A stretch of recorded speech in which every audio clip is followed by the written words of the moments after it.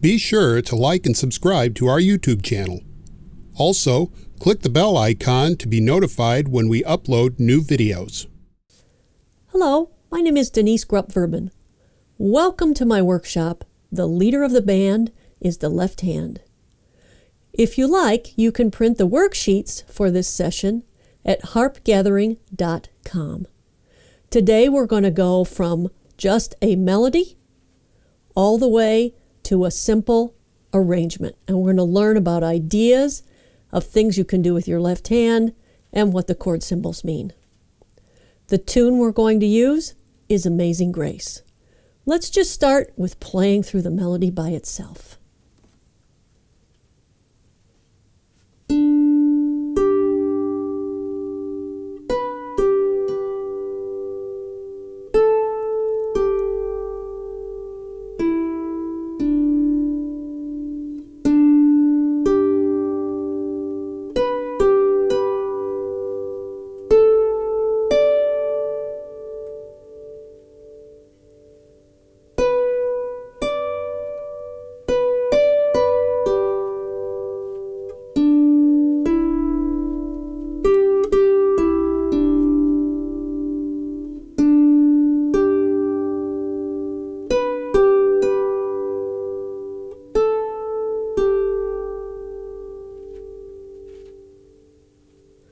So, we have the beautiful melody, and you might try playing through it a couple of times just to kind of get used to it before you do anything else.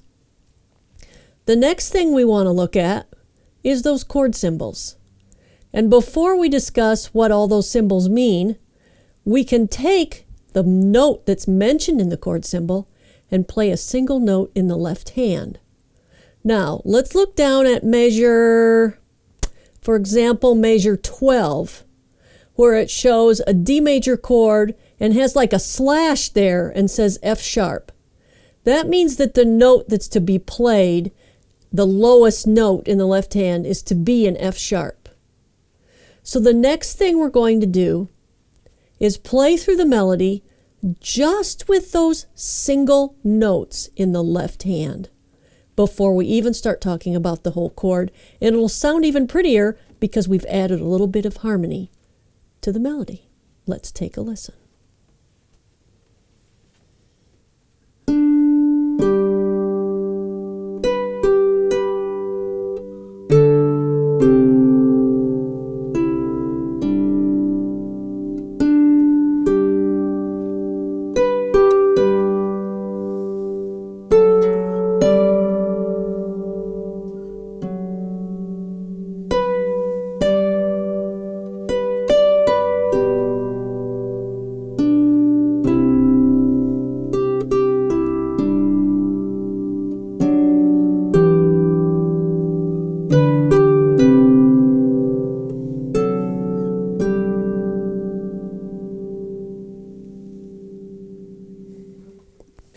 So by simply adding those bass notes with the melody line, we created a simple instant arrangement that sounds lovely. We didn't need anything fancier than that, but we can add things to that. So let's take a look at the chord symbols that are written in this piece. You have a handout. One of the handouts shows all of the chords, and I've written them all out for you, and I hope that that's helpful. So let's look at the chord that occurs, first chord we see, in measure 5, which is G major. And since this Amazing Grace is in the key of G major, we will see a lot of G major chords. The G major chord is just G, B, and D. Most chords, if you didn't know, are spelled in thirds. So you have G to B, which is G, A, B, 1, 2, 3. And you have B to D, 1, 2, 3. So those are both thirds. So here's your G major chord, G, B, D. And I'll play it together because it's pretty together. So that was measure 5. Now take a look at measure 6. Notice how on beat 1 of measure 6, no chord is shown. That's a way in musical notation to kind of clean up the page a little bit, and it means that the G chord continues until you see an indicator of the next chord. So at the end of measure 6, you see it says D major. Same thing. We start on D and we go up a third to F sharp because this piece has F sharp in it, right? D, F sharp, and A is your D major chord.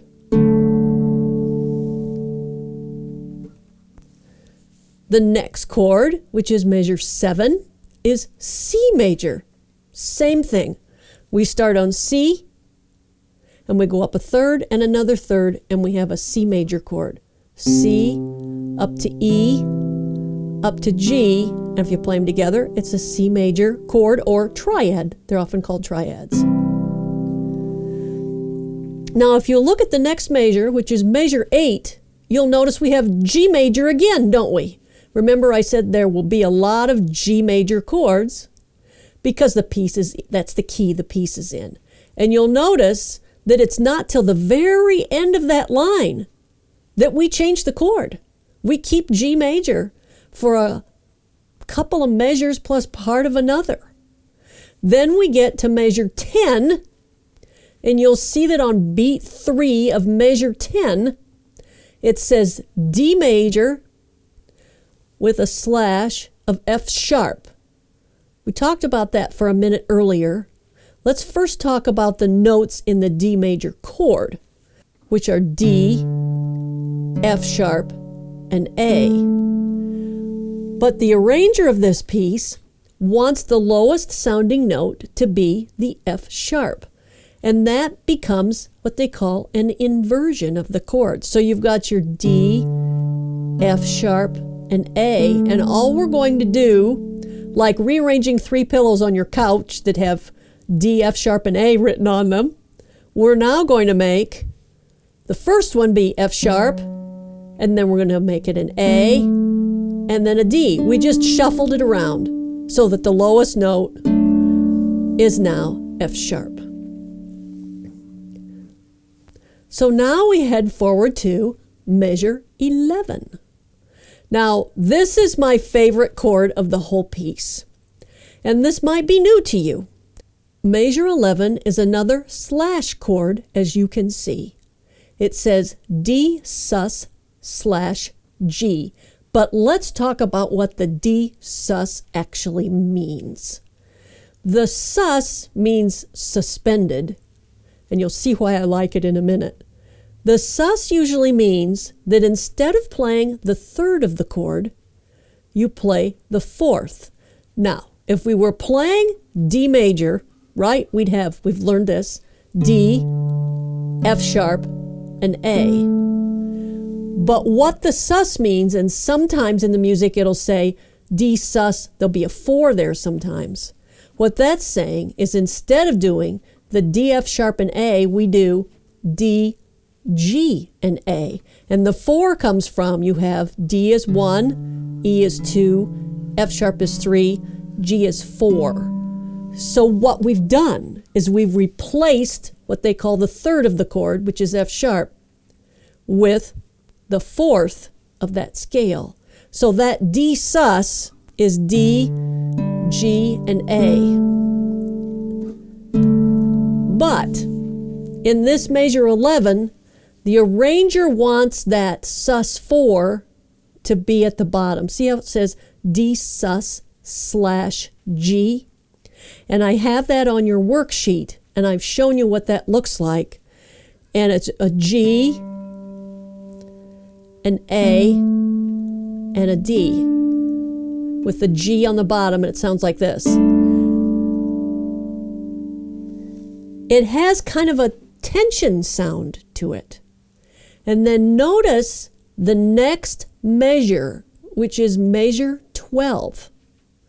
See how now we have D major, and it says has the slash with F sharp.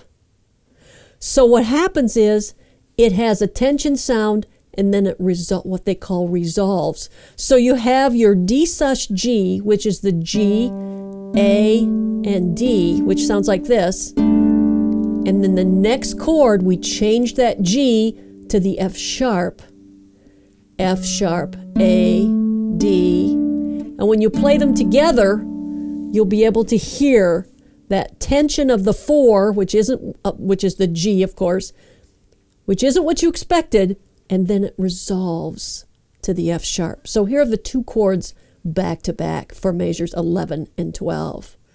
The D sus over G, and then the D major over F sharp.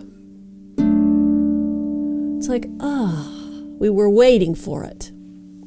So that's my favorite chord, is the sus chord. So going forward, you can see measure 13 has another G major chord, which we said we would see a lot of those, didn't we? Then we get to measure 14, which is another inversion of a G major chord. It says G major with a slash of B. So you know that your G major chord is G, B, and D. And in this case, we're just shuffling the pillows on the couch again, and we're making the B on the bottom. B, D, and G. The nice thing about inversions is it gives you a little different sound when you're making your choices of how you want your chords to be played. So going forward, we're seeing some repeat of chords, aren't we? The next measure has C major again. Then measure 16 has G major, followed by that D major over F sharp again. When we get to measure 17, which is the last line on the page, here's a new chord that we haven't had before. This is now E minor. Now, it's the same, we're doing the same thing, we're spelling triads, and in the case of the E minor, we're on E, G, and B. It's the only minor chord that we use in this particular arrangement of this piece. It has kind of a mysterious sound to it. And then you can see that the next chord in 17 is another slash chord. It's G major, there's the slash, with D in the bass. And what this does, it's very cool, is the first chord in 17 is E minor. Then we switch to G major over D. And then we go to C major 7, which I'll talk about in a second. So what happened was we had a little mini walking bass line there in the left. So we had E on the bottom, then we went to D on the bottom, then we went to C on the bottom. And it makes for a neat little something we can do with the left hand to add more interest. Now, we can talk about this chord in measure 18, which is a C major 7th chord. Now, it's not fancy. It's spelled in thirds, just like the other chords were, but we're adding a chord. So if you had plain C major, let's start with that. We have C, E, and G, which if you were doing the scale, and this will fit with any of the chords we're doing, you would have the C would be, if we were doing a C major scale, we would have 1, 2, 3. 3 is the E, 4, 5. 1, 3, and 5 is how that chord is spelled. And all we're doing when we do the C major 7 is we add another third on top. So we have C, E, another third, G, and B on the top. And part of the reason that C major 7 is the chord there on beat 1 of bar 18 is notice the melody note is a B. And so if you put a C major triad on beat 1 of this measure, it automatically turns into a C major 7 because the melody note is a B, which is the 4th note of that C major 7 chord. Then you'll see in bar 18, there's your D major over F sharp again, which we did before. And then the final chord of the piece is your G major, which the piece is in G major and it's reasonably typical that we would end with a G major chord. So now we're taking, first we played the single notes in the left hand, right? The single note in the left hand for pretty harmony. Now we're taking the entire chord and playing it with the melody. And I'll play the one with the single notes first, and then I'll play the one with the entire chord so you can compare the two and hear how we've just filled in the spaces a little more by adding the chord. So here's the one with the single notes first, then I'll pause for a moment and play the one with the chords. And by the way, I have been skipping the blank space in the middle that's designed to be introduction. I'm just starting with the melody each time. So single notes first, then the whole chord after that.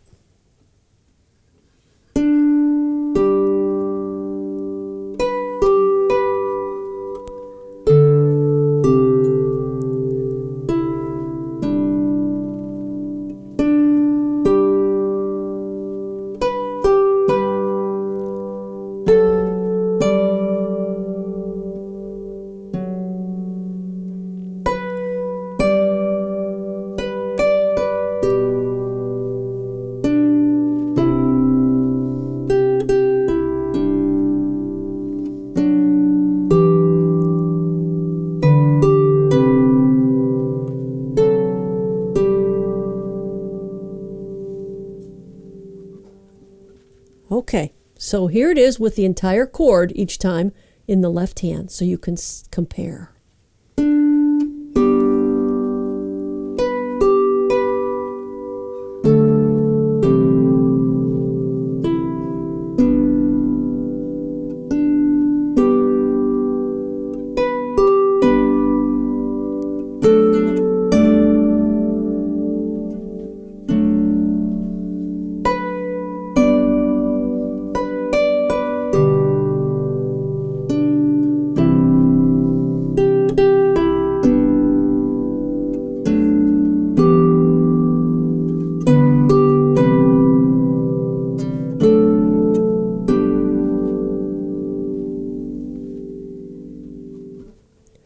So I wanted to make one note, something you may have noticed.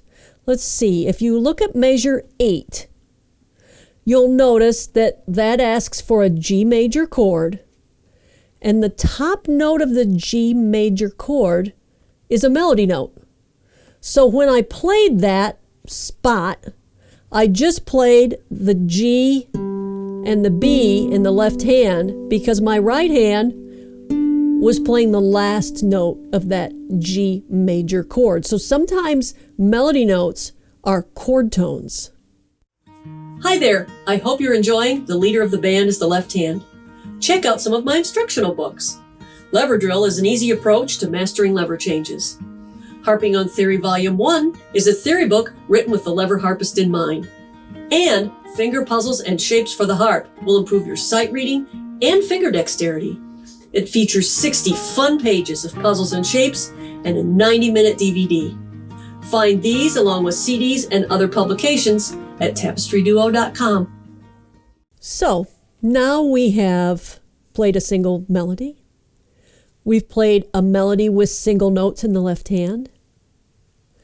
We've played a melody with simple triads in the left hand. We've learned a little bit about what makes up the chords and how to solve the chords. We've learned what a slash chord is.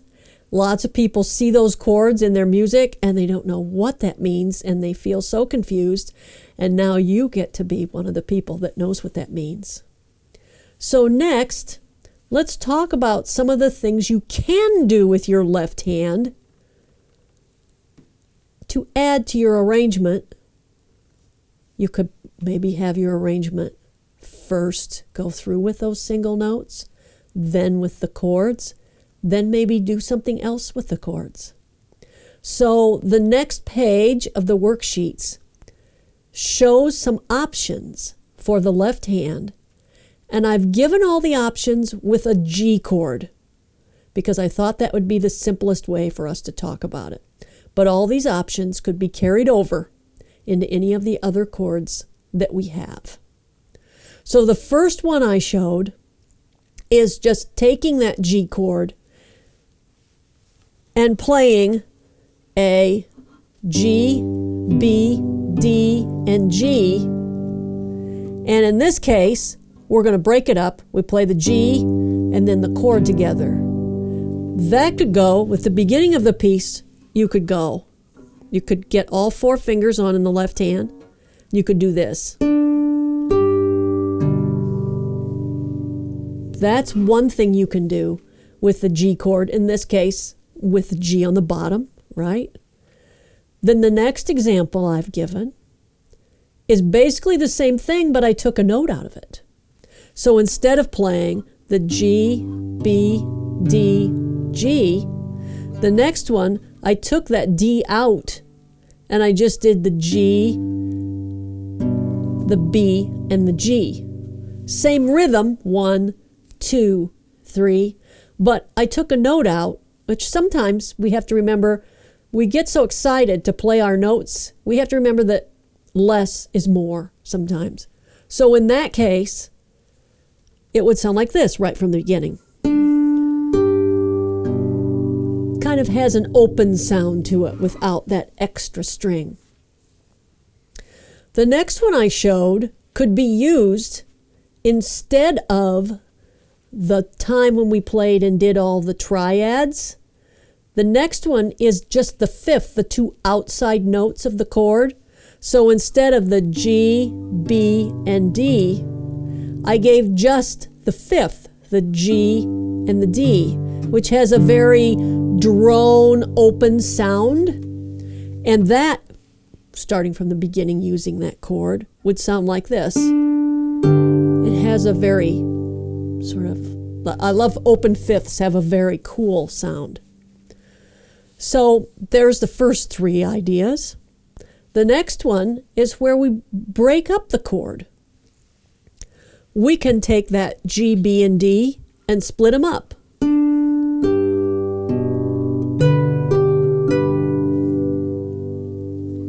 Maybe we have more spread out notes in the left hand, and those are just quarter notes. You could do it with 2/8 and a half note.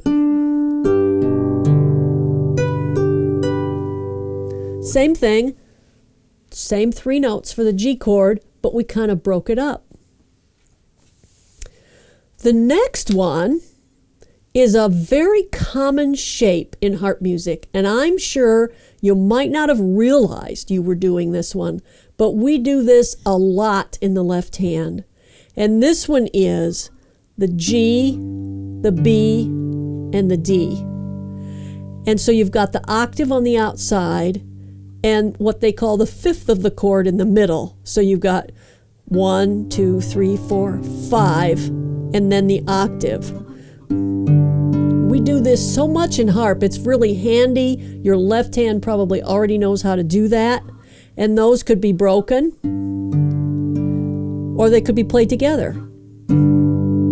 So let me show you each of those just right at the beginning of what that could sound like. So here it is with those 3 notes broken.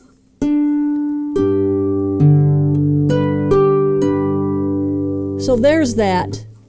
Fingers 4, 2, 1, and then I went back down. I'll do that again.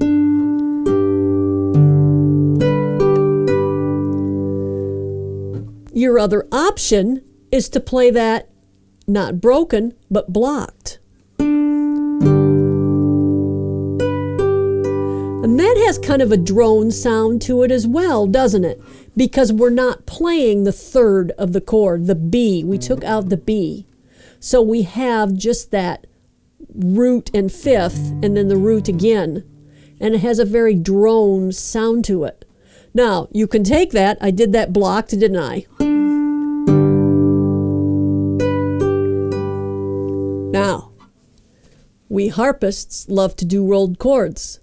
You could take that exact same 3 notes in the left hand and make it a rolled chord if you like rolled chords.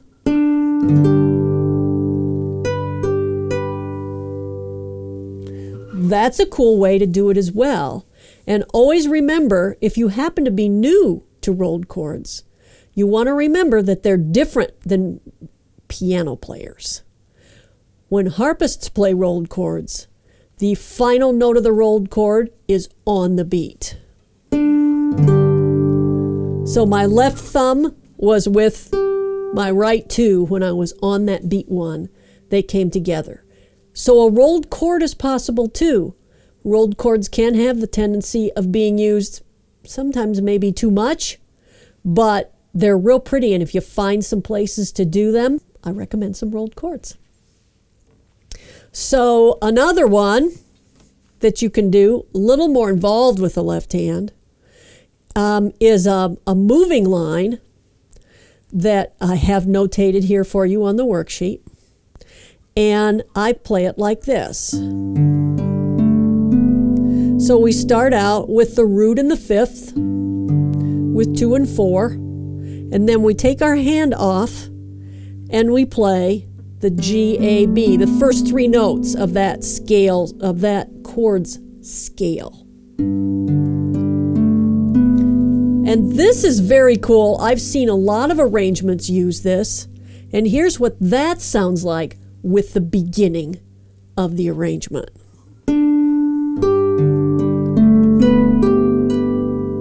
It fills in the space with the left hand. It's a little more to do with the left hand, but it might be something fun to drop into some of the spaces in the left hand. Then similarly to that one, and I gave you this one on the worksheet also, is to take kind of the same thing, but not have as many moving notes. The one I have notated is you do the 4 and the 2, and then play the first 2 notes of the G chord after that. So you have 1 and 2, 3. That's very fun to do.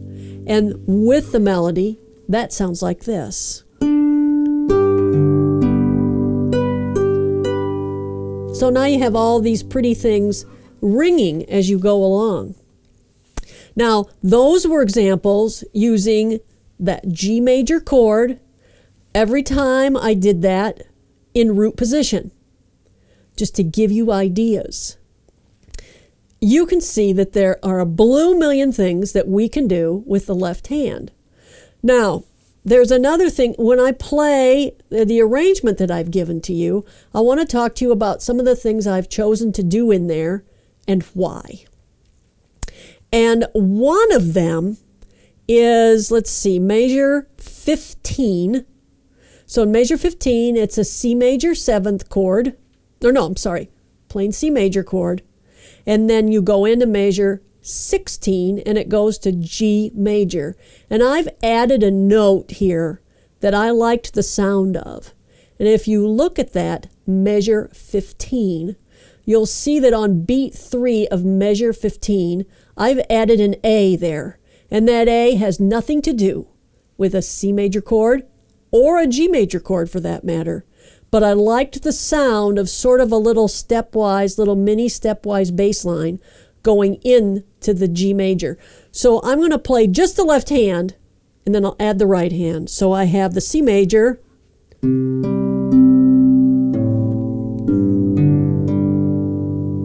So I took the A, I added that A and made it just sort of walk down to the G.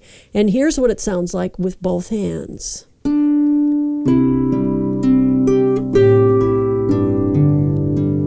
I just made something a little extra happen in the left hand. And sometimes I tell my students when we do something like this is imagine your left hand is the wonderful cello player. And you think of that cello player just playing those gorgeous bass notes along with you. And you can hear that stepwise going down. Now, that, as I said, had nothing to do with the chords. It was just something that I liked the sound of, and I wanted to put it in the arrangement for you. Now, there's a place in this piece where the bass line automatically has sort of a stepwise thing going on, and it's measure 17 going into 18. If you look, you can see that the first chord of measure 17 is E minor, Then it goes to G major over D, and E and D are right next to each other, right? And then if you look at measure 18, you have C. So in the left hand, you've basically got, and in the arrangement I wrote, the left hand does this. And it's got this little cello player bass line thing going on. And if I play those couple of measures with just the pickup coming from 16, it sounds like this. Listen to the left hand, which is why the left hand is the leader of the band.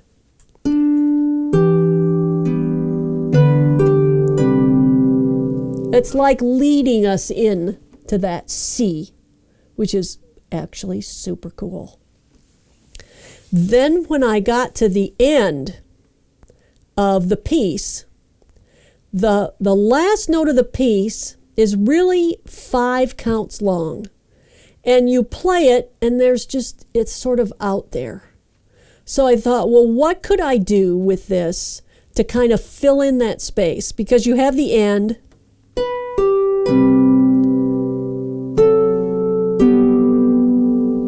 And then there you are, which is fine. It's lovely, but we can do something with that. We can finish that off. So what I did was I added a little G major scale going down in the left hand, starting on the last note of the piece.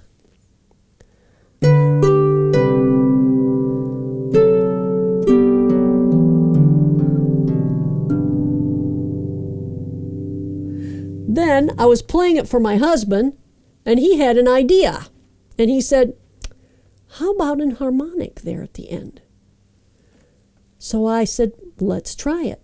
So now, the end I added an harmonic, which is another option of just adding a little bit of color to what it is you're doing.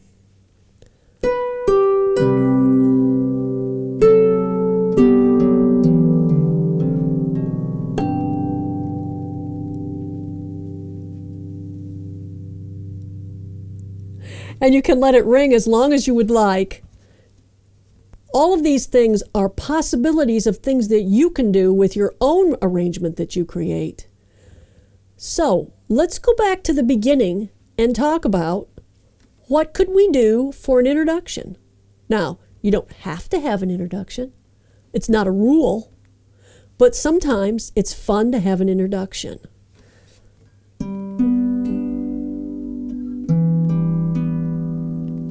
You could just do a G chord and an E minor chord, and then it's good to have a D chord going into the melody because the D is called the 5, G, A, B, C, D, and 5 to 1 is a very natural sound for us. So if you like that, it's just an idea. You can do whatever you want. You can do whatever sounds nice. That's the key to this. If it sounds nice, do it. But here's a simple one that I thought of. So you have G, E, and maybe you do it again. Then we go to the G chord. 3, 1, 2. It sounded nice, wasn't difficult. I didn't do anything with my right hand, did I? I just did a real simple da da da da da da, and it worked really well. You could do something super simple, since a 5 chord is a nice sound, which is the D major chord. You could just do a D major chord for your introduction. Let it ring a little bit, and then start your piece. You can do whatever you want. Now, let's see. I'm thinking of an idea as we're sitting here. The end of the arrangement that I did has a scale going down, right? This could be my introduction.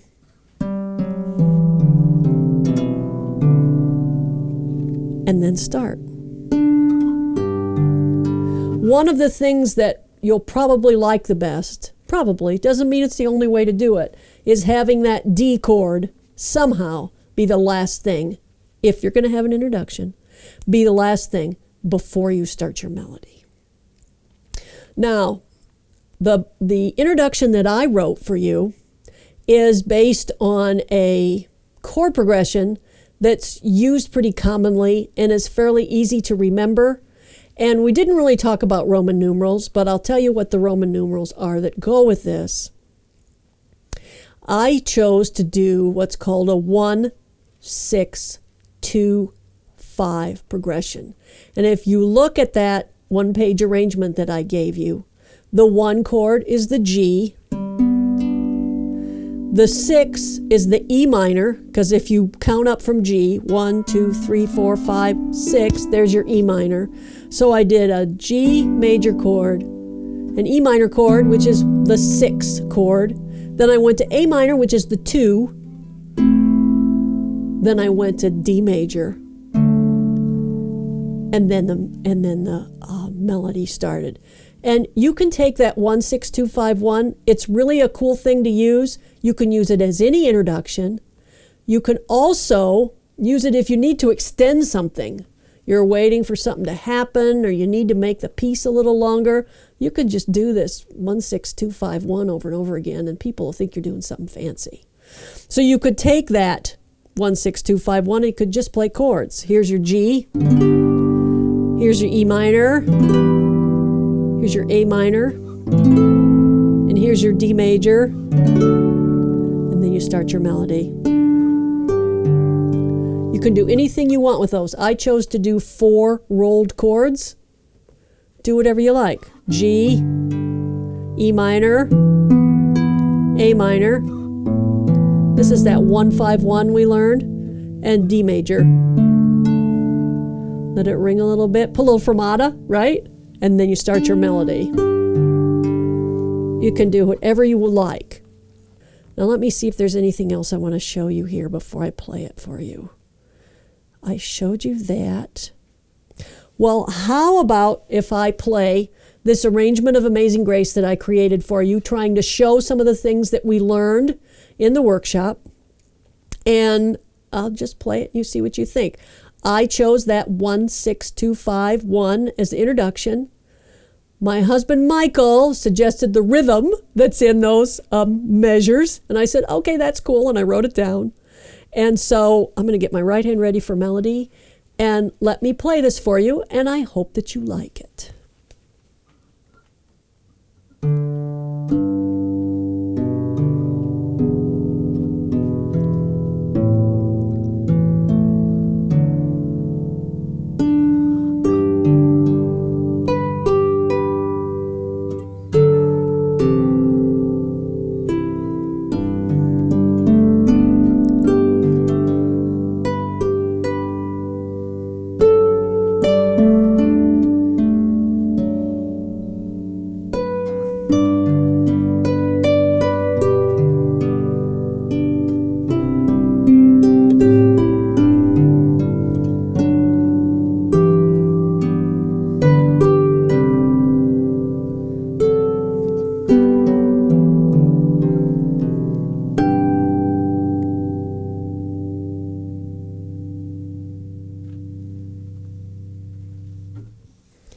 Thank you so much for joining me for The Leader of the Band is the Left Hand.